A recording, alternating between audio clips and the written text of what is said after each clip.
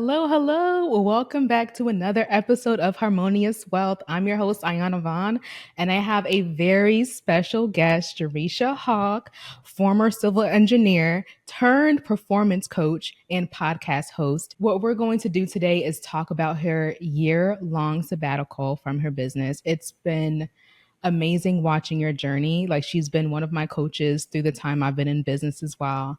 And to watch her journey from where she was, I think I was like in your atmosphere, like towards the beginning, Oh yeah. and to see how far you've gone and how far you've grown, and you coming off of your sabbatical has been such an honor to witness that. So thank you for coming on today. Yeah, I'm so pumped to dig into all the juiciness. And yeah, we've been like, I don't know, it's been cool too. I've witnessed and watched you ride the waves of entrepreneurship and motherhood.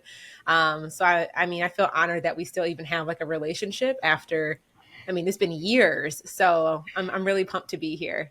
Yes, yes. So we'll be diving in the topic that many entrepreneurs dream about, but they don't really put it into practice. And that is a sabbatical or even taking a long-term break, right? So you took a year-long sabbatical from your business and you were able to do that comfortably financially. And I definitely would love, how first let's set the stage. Can you share what led up to that decision to take a year-long sabbatical from your business? Yeah, and just context, it was like 7 months totally off, no cognitive load, no client responsibilities, no nothing.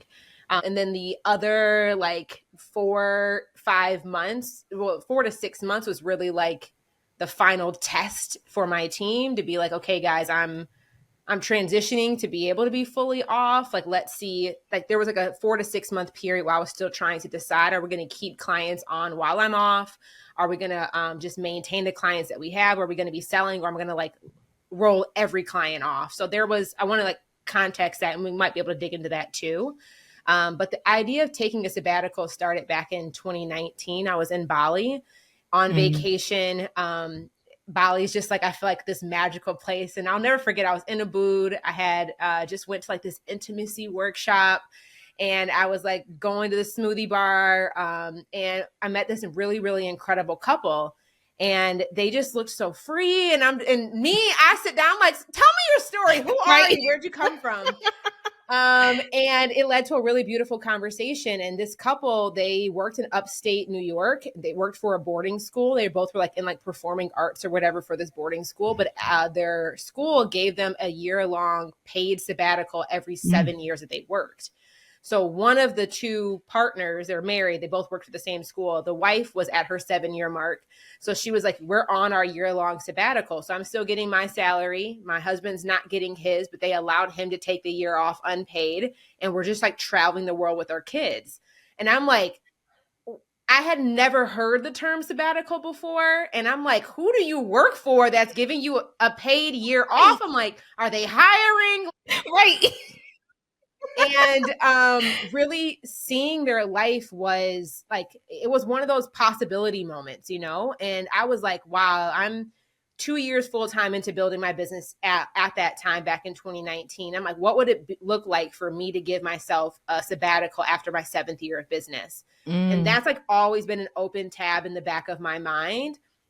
And when you do a lot of research about entrepreneurs and business owners, and my partner at the time was like in a hedge fund world, private equity world.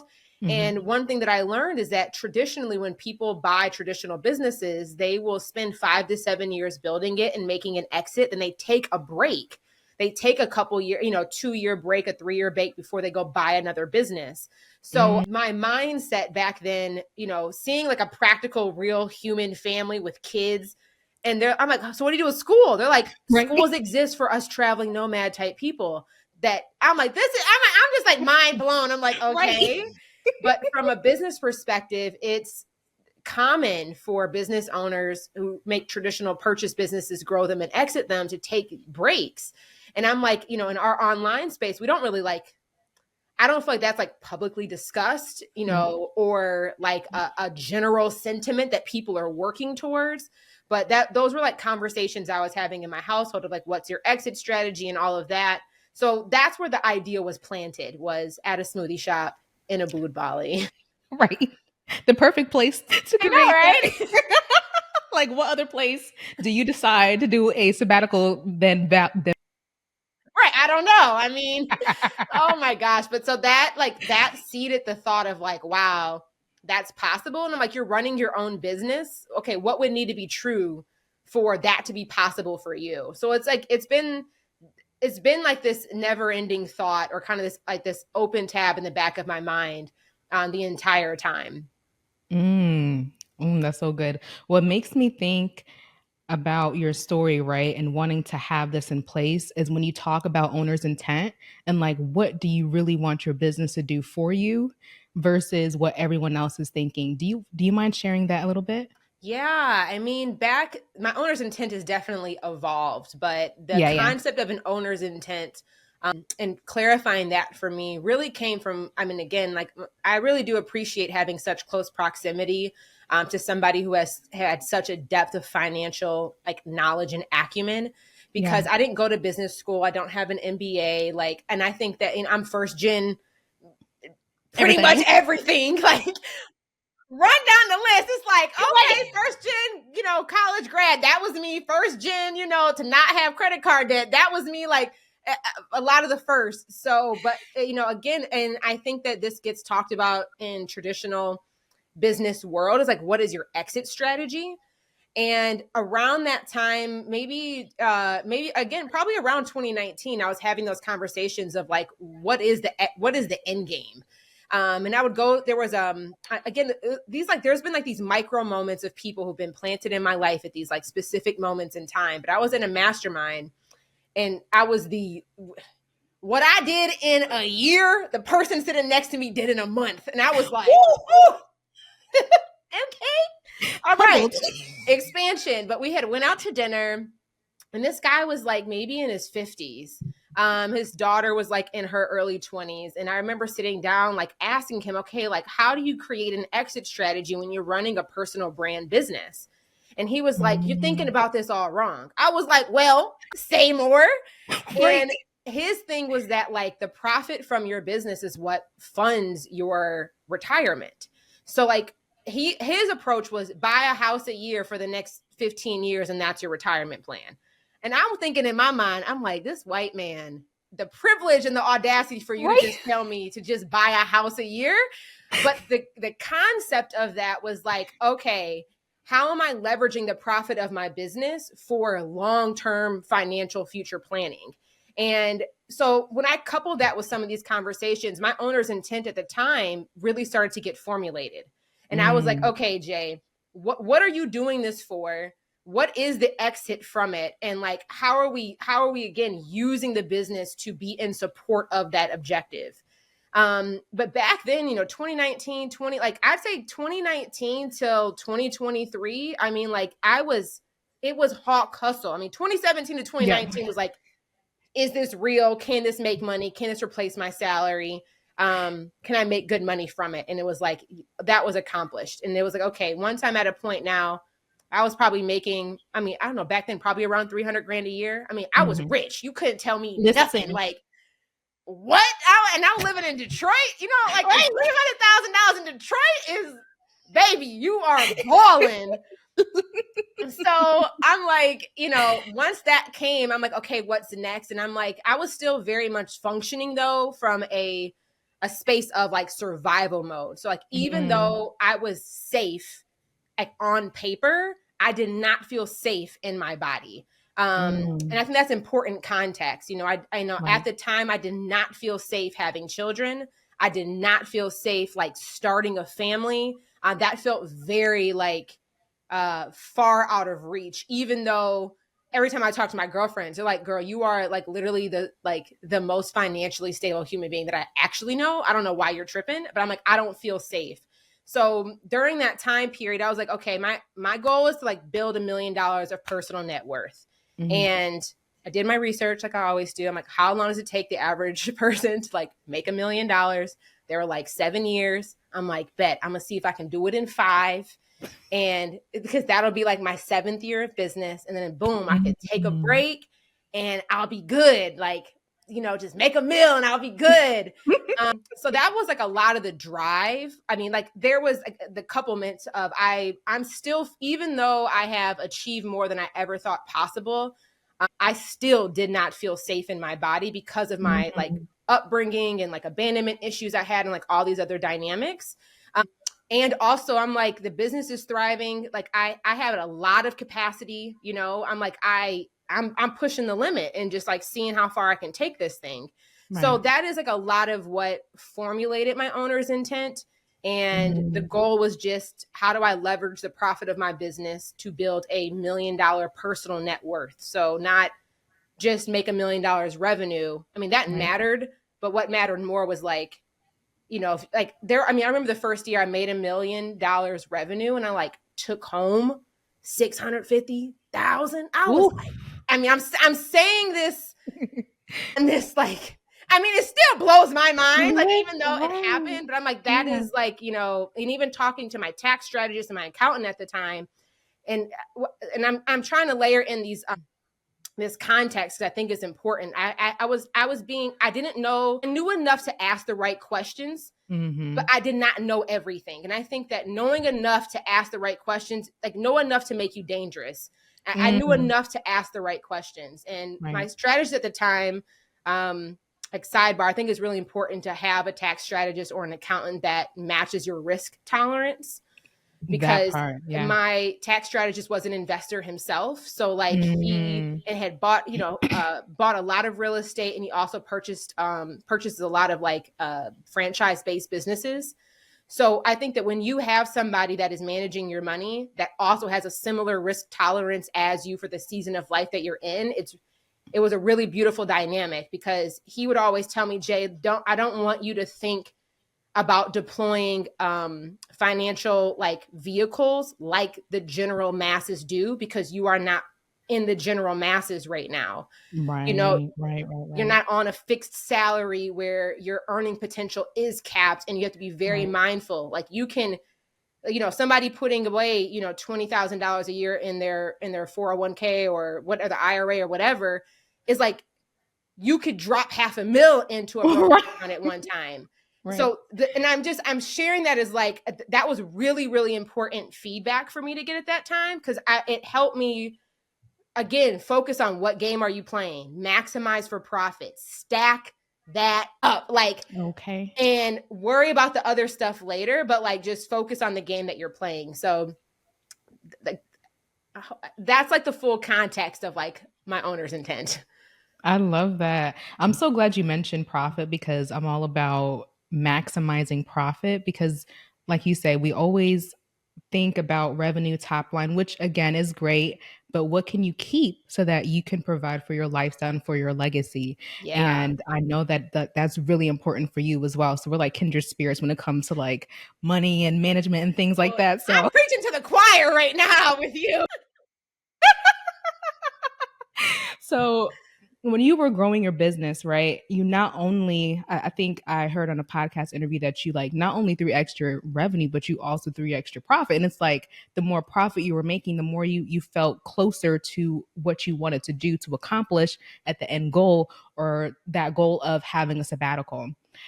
If we were to, what advice or what other financial preparedness did you have to go through to have that sabbatical for the year? Yeah, I mean, I think that I'm glad that you're asking this question, because I've been I mean, it's been coming up in conversation a lot since I've like made it public. Yeah. And I think there's a lot of like baseline things that I've always done that I didn't know were like, oh girl, that's a, like, you need to tell people that. And I Mhm. think that I feel like when you grow up in survival mode or in scarcity, it's like one of two things happens. I feel like either you just like say, screw it, I'm like, I don't know anything about financials, and like, shoot, my situation is bad. Who cares if it's a little bit worse? And I feel like you go down that path. Or mine was like, I just got super afraid. So like, I've never had credit card debt in Mm, my life. I have never had a car note. I've always paid cash for my vehicles. wow. Um, like I've always been very good at like stacking money, but that was Mm, from a place of fear, because I did not mhm, feel safe spending it. Because you look in mm, my environment, I'm like, I got family members who've had car accidents and got, I mean, 30, 50, I mean, life-changing money for them, cash settlements, it's gone in 3 months, you Oof. know? And I feel like that's a common thing. It's like somebody comes into a lot of money and then they just blow it. Mm. So I knew, like, I was an expert at being broke. So I just did the total opposite. And I Mm. think that even though it was from a place of fear and from a place of scarcity, it was actually like, it served me well. So I do want to like layer in that context. Because I do think that as I've like worked with clients or had to work through that, it's like their starting point was somewhat different than mine. And I think that's an Right. important context to layer in. So I think I've always had pretty good like base level money management. I mean, I'm over conservative. I over Mm. save. I Mhm. so I've had to train myself to feel comfortable buying myself nice things, and Mm. that's like a whole other process. But there's a process for Yeah. it that makes me feel good, and That's good. knows I'm Yeah. not compromising anything. But outside of that, like, do you want to talk more from a personal side or from a business perspective? I think it all starts with personal. I'm thinking from what I'm hearing is you made sure that you got a hold of your personal overhead. We don't talk about personal overhead and making sure Oh, that we're not like overspending personally. So then when we pay yes. ourselves from our business, we can figure it out. Yeah. So I've always been a big believer. And I remember like listening to Gary Vee back in like circa 2016, 2017. And he would always be like, all y'all out here stunting. Right. Y'all getting $1,000 car notes. Y'all over here dripped out in Gucci. Live below your means. And I Mhm. mean, even though I mean, like you hear Gary Vee say that like comically, but I think that it is so true. Like I've always lived within well below my means. Like, Mm. and for until I got to a place where I was like, I don't. So I think that's another thing that I did well. Like I was still driving my Ford Fusion that I had bought. That was a salvaged vehicle. Let me call you that. It was hitting the back. Really? Yeah, I was like, I got like an extra $6,000 off that car because it was Love salvaged. it. I'm like a little backseat hit. That's all right on the passenger side. That ain't gonna That kill. ain't, I'm good. that ain't no problem. It's not a problem. Like now, if it was like a driver's seat front end, like I probably would have got a different car. But like I had bought that car right when I graduated from school from cash I had made in my business in college. So I'm like, I'm still like for those 7, 8 years, I was driving like the same like bust down Ford Fusion. And I was like living in an apartment that was like back then, like maybe $1,500 a month. And I mean, when I think about my lifestyle expenses, as my revenue was growing, my lifestyle did not creep. And I think Right. that where I gave Good. Good. myself Good. leeway is I used to, I called it like my blow money account, Mhm. where I would put a percentage of my profit every single month into this bucket. And every quarter, that would be my like fun money that I was allowed to spend. So Mhm. I like instead of me changing my lifestyle, I just like gave myself a spending budget for leisurely spending. That's like how I bought my very first Louis Vuitton bag. That's how I bought my first class flight. But it was budgeted. And so Right. it's like you can stunt only within this range. And I'm like, so if I wanted more money to have fun with, I had to make more profit because it was a percentage of the profit that went into that bucket. So it actually like Mm. really encouraged me to make more profit because I'm like, man, I want to be able to go on Mm. this trip. And it's like, Right. well, how much profit do you have to make for that percentage to pull out for the quarter for you? So I do think that is something I've always been a very big believer. But I think it goes back to my owner's intent though. I think Right. all of us prioritize money differently. And I Mhm. think it's important for you to know like what do you care about versus like what is you keeping up with the Joneses that you really like that does not bring you joy. Mhm. I care about spending money on experiences. I love spending money on like renting a house and inviting all my friends or like Mm. hosting. I do like the Black Home Alone, baby. I'll rent out a big old house for Christmas and invite the whole family. And like we all are under, like, I like spending money on that and like quality staple pieces. But like outside of that, like I really don't, and good food. I will spend money on some good food. But like, Right. other than that, I really don't really care too much. So like I think that it's me knowing like where I want my money to go, but also like dropping my ego and being okay. Mm. Like I don't care. Like, yeah, back then I'm like, I'm making $500,000 and I'm driving a Ford Fusion. Like I Mm, I don't care. Like I care more about being rich in real life than like right. appearing rich, but I'm broke and struggling. That Um, part. so that's definitely on the personal side of like maintaining a lifestyle that I think they say whatever you Google, like what is the average percentage that your home, or like your mortgage or your rent should take up? I feel like they said like 30%. Like I was like, Yeah. how can I get mine at like, and which is, I don't have kids, so I think that is like a major Mm, factor. I'm not considering like school districts and like zip codes to put me in the school district. I'm not thinking about I wasn't thinking about those things, but I do think hmm. that like look at your life, look at Right. the things that you're spending money on that actually like really bring you joy, and look how much Right. money you're spending on things that really you don't care about, or you're trying to impress your mother-in-law, and like let's reevaluate those expenses.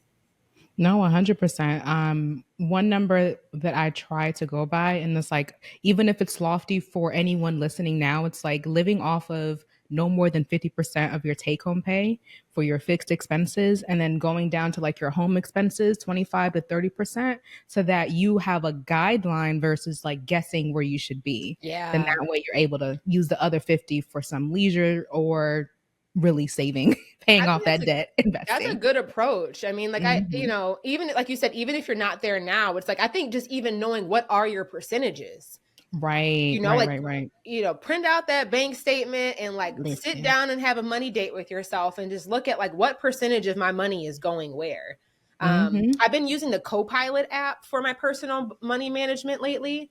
You do have to Yeah. pay for it, but I do think it's worth it because especially if for those of us who have a little black tax in our life where we Listen. I love my grandma. She's Okay, I was just 96. thinking, I'm like, yep, yep. I love my grandma, but I'm like, she's on a budget. She's a line item in my budget. And like Yeah. it make that Copilot app just makes it really, really easy for me to like tag expenses of like this went to Mhm. grandma, this also went to grandma, like this went to whatever. So I can like manage that on a monthly basis and have a really like easy visual for me to manage the different buckets and the percentages of where I want money to be going. Mm, I love that. I heard so much about Copilot. I use Quick and Simplify, Oh, I haven't heard of that one. and yeah, it's pretty automated. I'm sure it's very similar to Copilot. It's about I think $29 a year or $3 a month or something like that. Really inexpensive. I've slotted to the business as a Right. business. But the price is like I have it on the app and I kind of see like where the buckets are. So anyone listening, like please, if you don't want to look at your bank statements, at least put it on a system that can automate Yeah. it for you and you see exactly what you're spending and you put yourself on a guideline so that you can stay in budget and then decrease your overhead, right? So now that we've been decreasing our overhead, as you were talking also, I was thinking about like the fruit of the spirit in relation to like self control when you mentioned like letting go of your ego, right? Like you're humbling yourself not to showcase, oh, I'm proving I'm humbling myself, but you're like really like in your personal life, you're not caring about how people think you look or appear. It's like, my bank account looked like something else, right? Like if you only knew. I mean, I'm not gonna lie. I'm human. My ego definitely like would rear its Yeah, head. yeah, yeah. So I remember Yeah. like walking around. But I think too, being from like I'm from the suburbs of Detroit. So like I think that being from Metro Detroit though, I mean like it's the land of the hustle. Like, but it's the Mm-hmm. land of like flaunting it and popping bottles with the yay glasses on and the gator boots. Like Yeah. that is like the culture.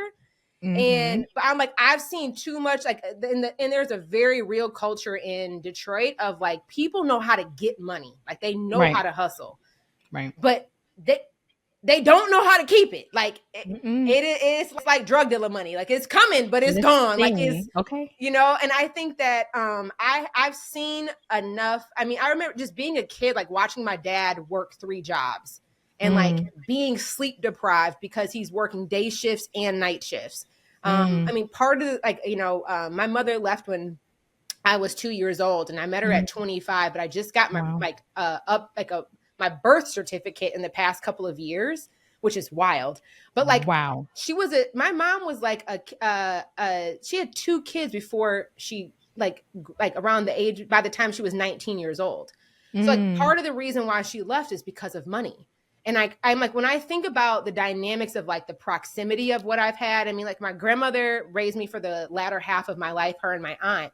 And I mean, my grandma always made it work. Like even if she had to go into the store and say, okay, I got to post date this check. Like she knew how to like move money. But I just, you know, I do think that like seeing that struggle, it's like, okay, I don't know what good looks like, but I'm very aware of what I don't want. So when I think about like humbling myself and living below my means, it's like I just made a decision at a very early age that like there's a lot of hard in life. This ain't a type of hard that I want for myself. And it's like, you know, and I'm like, and who cares? I mean, like I think that I don't know, I've had really odd experiences. Like in college, I was very I mean, I can't believe I'm telling you this, but I used to like work for some of the bars downtown where they would like pay me to get guys to buy me drinks. Okay. It's, I mean, Cute girl. wild. Okay. No, my drinks. You know what's funny? What? I was like, if I was low key, I'm like, I'm gonna go to one of them African clubs and be a bottle girl, okay? Because I was listen. But when you're in that environment, it's like I was around professional athletes and celebrities, and a lot of them it's a lot of it is show. Like a lot of it is a facade. A lot of it is like, yeah, homeboy might be driving some Porsche or some Ferrari or some whatever. But when I realized that he's still living at home with his mama, and his mama calling him the next day saying, boy, how'd you drop 15,000 at the club last night on bottles? You don't have it in your card. I'm like, what? Ooh, wow. Dude, you're making millions and your mama is calling you because you've maxed out a credit card. Like I'm like, you're putting like ace of spades on credit. Wild. And you pouring it out in the club, crazy. Out. Okay. I mean, and I just think that like when I think about the humbling piece of it, it's just like pick your heart. I'm like, that is I've seen the lifestyle of like living what it looks like for people to live at their means and beyond their means. And I also look at the level of peace that they have when they come home, and it ain't correlated. So they're stressed out. I'm like, yes. America is tough as it is, you know. I'm right. So I think that I don't know, but there's definitely been times where I'll walk into like, you know, Somerset Mall, or I'll go to a nice store, and you know, people would treat you a certain way because they're just judging your appearance. I'm like, if they only knew how much I had in the bank right now, that would be my like private ego. Yes. Like, understandable. I'm like, okay, you don't want to help me? Fine, bro. I'm gonna go on over to Saks then, since you don't want to help me here at Neiman's. I got money to spend. Right. So I definitely have had that, like, you know, undercover ego. But, right, like only you knew. Okay? No, I'm human. I'm human. I'm not perfect. I'm human. But yeah, I didn't want that struggle. I did not want that type of problem to be the problem that was creating pressure in my life. And that goes to show like how you started to create a healthier attachment style to money. We could get into a whole bag of a whole thing with attachment style, how it shows up in business and money. But I do want to talk about how you prepared your business for your sabbatical. Yeah. So I think even the other side of like, how do you money management? I'm like, I think that preparing for the sabbatical was something that happened financially probably like 3 years before I took it, and then operationally maybe 18 months before I took it. Because I'm like, again, part of the thing is like, first decision I had to really start making once I started, there's like levels to business. Like there's certain problems you don't need to worry about until it's like a video game. Until you've hit a certain level, you don't need to worry about killing Bowser. Like you just got to get through the board and like not get ate up by the turtles or whatever. And I think that's an important thing, because oftentimes this has happened with me over the years and with clients, is you start trying to solve for problems that are not real in the business today. They're more worries that you have. And that can be really damaging to the business and to your cash flow when you do that you solve the wrong problem. You solve the right problem, but at the wrong time. So my first thing was, now that I'm making money, and I think this is a very good question for you to be asking when you're around $200,000, $350,000 a year in revenue, is, okay, now that you know how to make money, the next question we need to start asking is, how do we increase profit, and what is the approach that we want to take to actually not just grow the business, but grow the bottom line, grow the profit. And I had to make the decision of, okay, Jay, are you going to be like, what type of business model are you going to scale with? Are we going to scale with a high volume, more of an impulse purchase business model where we're selling lower ticket offers? We need a large amount of leads because we're prioritizing first time purchasers. That is a business model that we see a lot of the big dogs in our space do. Right. It works. It requires different resources, different capacity, different strategies. It works. The other route that I looked at was low volume, but like deep value business model approach. So it's not an impulse purchase, like people are making significant intentional investments. They are at a higher ticket price point. And that's always been the lane that has been most natural for me. Where it's more of like the country club like approach, where it's like we don't work with a lot of people, but for the people that we do work with, they're paying more and they stay longer. So it's more of like, and so the first model is more of like, I'm prioritizing first time purchasers. The second approach is prioritizing like lifetime value, recurring purchasers. And I think that you need to decide how are you going to position your business when it comes time to scale. So I decided the second route. And I really started focusing on how do I increase lifetime value for customers. So that influenced how I positioned my offers. So I had one core front facing offer that was like everything I did, that was a nucleus of the business. Everything came into there. And the goal of that program was, okay, to deliver on the result that we are promising, but also to like solve one problem, create a new one, and create a back-end succession offer that solves that new problem that's created. And that really like, and I have to give credit to COVID. My business tripled during the pandemic. So I think that part of it was like right time, right place. And when I saw that happening, I was like, milk this shit. Like it's gonna like, this is like, oh wait, like I'm like, this is, you never know when they're gonna get this opportunity again. You're gonna be working your ass off right now. I'm sorry, I'm cussing. This is the dialogue I was having. You flowing. Okay, this is the dialogue I was having with myself, and I was like, okay, you don't know how long this is gonna last. I don't care how hard you got to work. Like, milk this shit.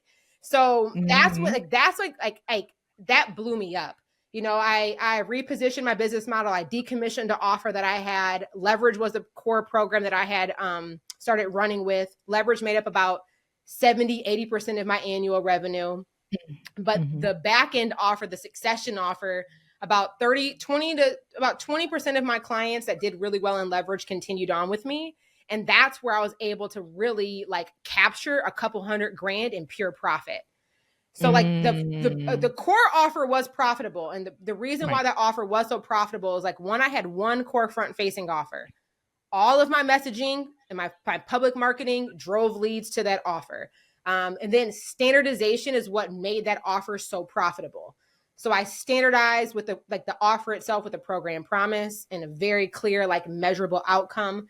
I standardized every aspect of client delivery so that when it came time to introduce program coaches and team support, that wasn't a shit show. Like, I standardized the qualification and the sales process, like every aspect of that offer from the moment how we generated leads to the moment they offboarded was standardized. So there was not customization from client to client. We weren't backdoor creating random offers for leads when they were coming to us.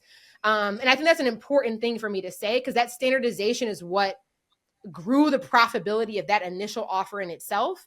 And also what also created a pipeline for increased lifetime value with leads. So like we were able to take our lifetime value, average lifetime value per client from like $15,000, which is still high, but like to an average lifetime value of about like maybe 35 or 40 grand.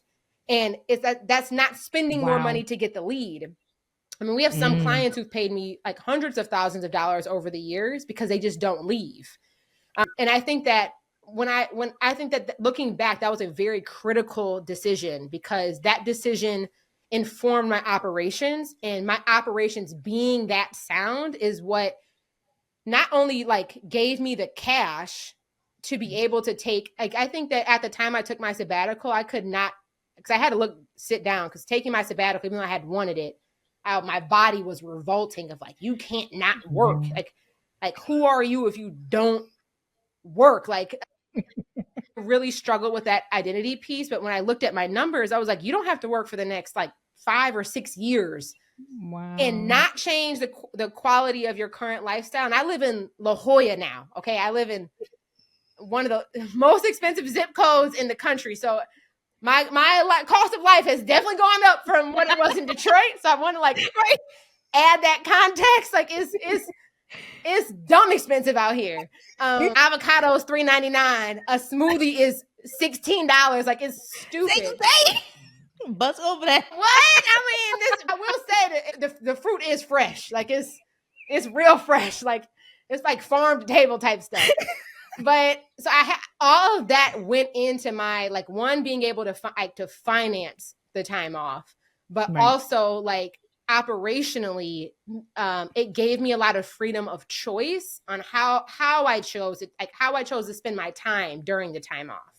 And I don't want to discredit that because it's if my offer and my business wasn't operationally sound, I think that my sabbatical probably would have looked different. Either it would have been shorter, or it might have looked like we still need to maintain the clients that we have, or Jay, like you still might need to do a call a month or something. Like you're still going to have to do something because there's too much too much of the business is still dependent on you.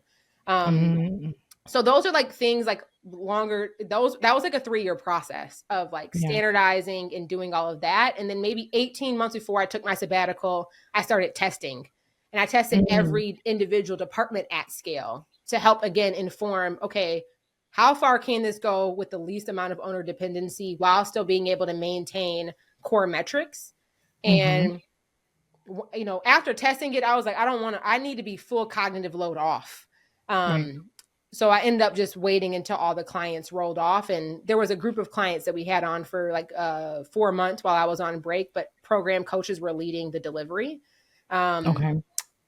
So that's like big picture, but I don't know if there's anything specific, but I hope that helps. Like a lot of standardizing my offer and really deciding the business model that I would use to scale is what put me in a position to take a really comfortable break. Yeah. And what I'm hearing is the biggest thing, like you said, goes back to profit and having cash on hand to support you for like you said 3 years, right? I think you said 6 years. 6 years. When I sat down and did the numbers, because I was like, I remember talking to my girlfriend. I'm like, I can't take a break. She's like, Jereshia, is that true? And I'm like, don't coach me. I'm scared. And she was like, well, just run your numbers. Like, do what I always hear you talk about online. Like, just go through see how long you could not work and not make money and be able to pay for your life. But I think I've never looked at savings as something that when I think about savings, and this again is my attachment style, I guess, with money, my relationship with money. I mean, I've always still been afraid that like it's all going to go away. And that's my biggest fear. But it's just like, Jereshia, that part of the reason why you're saving is for moments like this. Like, what else? What's the reason of having the money if you're not, like, why else have it? Like, what, just to not spend it? I mean, like, I don't know. So, but I mean, when I sat down, it's like I could go, I think it was like 5.5, 6 years without changing the quality of my life. I probably could go maybe, I don't know, 10 if I like, I don't want to say live a normal lifestyle, but I don't think La Jolla is a normal lifestyle. Like it's, if I live like a more reasonable lifestyle, you know, you could go longer. And when I saw that, it was like, I still had to do some work on my body and my like inner healing and stuff. But it was like, you're safe. You are safe. You are safe. You are safe. Like, take the time off. Like, nothing's going to go to hell. Nothing's going to burn down. And even if it did, you have the skills. Like, you can come back and be fine. Right. But it's the fear. I don't know. The fear was very, very real. I'm so happy that you worked through that fear and that you were able to trust yourself to go through the process. Now, don't get me wrong. The first couple months was chaotic. I mean, it was an emotional roller coaster. I'm not going to sit here in front like I was just skipping through flower fields. It was still hard even after I made the decision. And like, there was a lot of life dynamic and personal stuff going on at the time too. But it's a gift that I hope that every one of us has the opportunity to extend to ourselves at some time in our lifetime, because many of us only know work. Many of us come from struggle. Many of us come from, you know, scarcity and like not having enough, like I think it's a beautiful privilege to be able to have a season of life where the only responsibility that you have to worry about is yourself. Mm. And even though I didn't have kids, it's like I I mean, I had never afforded myself that opportunity before. So there's still this weight that many of us carry. So it was the best gift I've ever given myself. That is so beautiful. That is so beautiful. Thank you so much for sharing. If anyone is thinking about creating a sabbatical, what is like the number one thing that they should do today?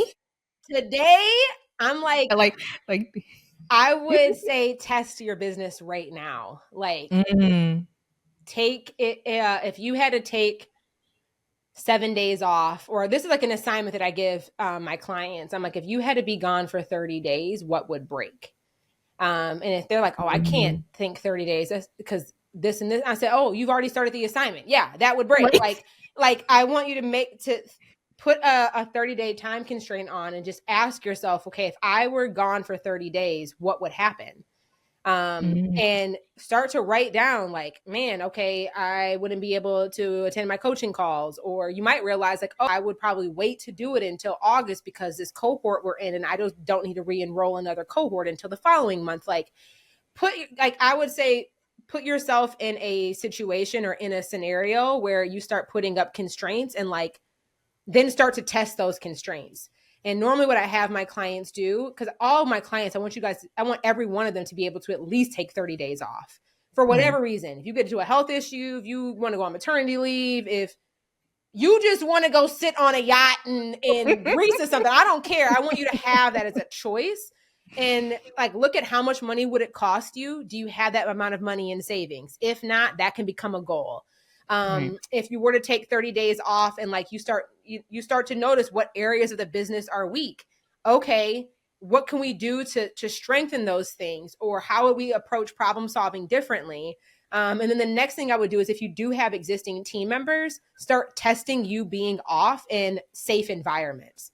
So like say, hey guys, I'm Mm, not going to be available for you're not going to be able to access me for 3 days, and mhm. run a test experiment. Like have your team document all the problems that came up, and more importantly, what decisions were they not able to make while you were gone, and document those things. And then one is you're not actually gone. Okay. So like you don't have to freak all the way out.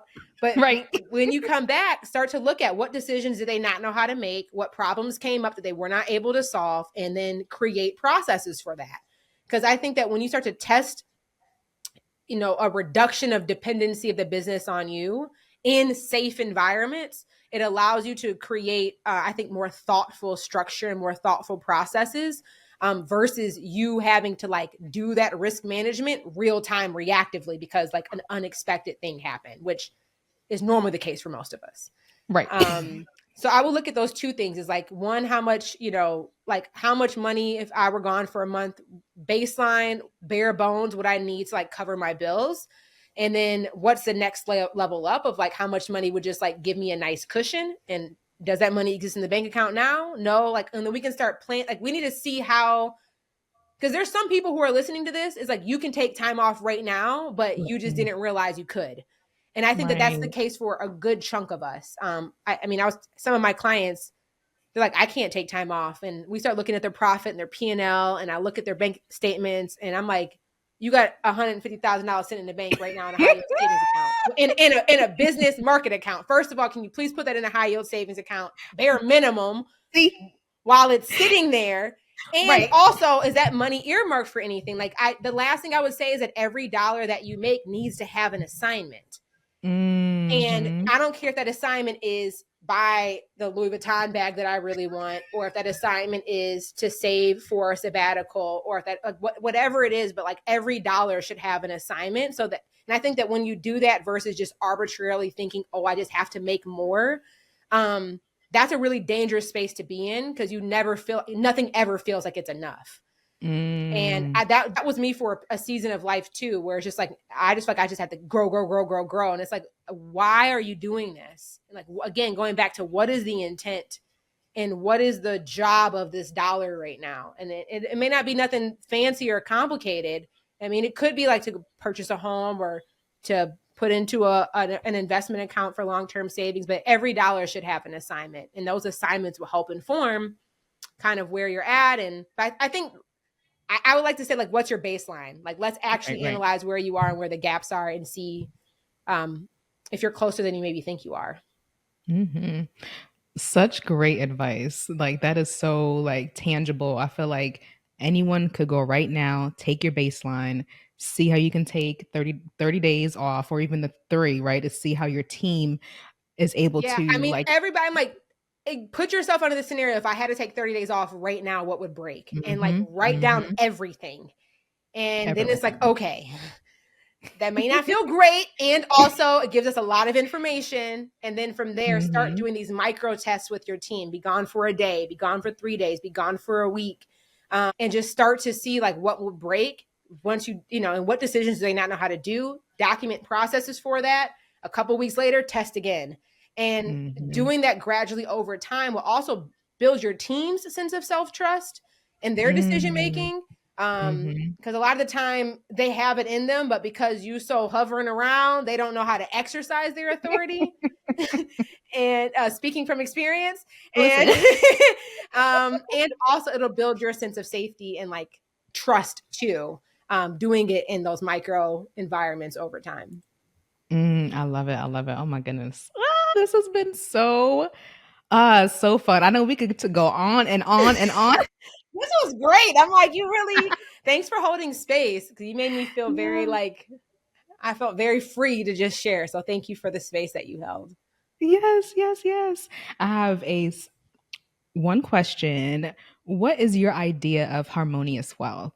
Oh, at this season of my life is to have a life I love more than my business. And Mm. that's has not been the case for me. But I'd say, like, since taking my sabbatical and coming back, like, I'm in a season now where I'm actually like, think like having kids feels within reach. Family planning is like very top of mind for me right now. So as I've been redesigning my business, I've been redesigning it with like babies in mind. And it's just like I've loved my business more than I've loved my life for a Mhm, very long time, which, I mean, I'm grateful for in a huge sense. And I'm also like, this can't be it for forever either. Like, I want mhm, a life that, I want a business that I do love and I do care about, but that my business is not my life.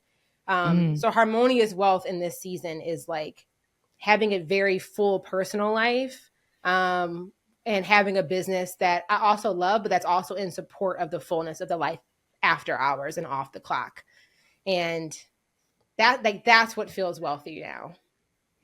oh my goodness. That that sounds amazing. It's like so juicy, so like warm and like comforting. Yeah, it's like Thank you for peaceful sharing that. profit. Before L it was like, I don't know, it was hard hustle, like it was a grind to grind. Like, I'm like, I want meaningful money, peaceful Right, profit. I want some more flow, less force.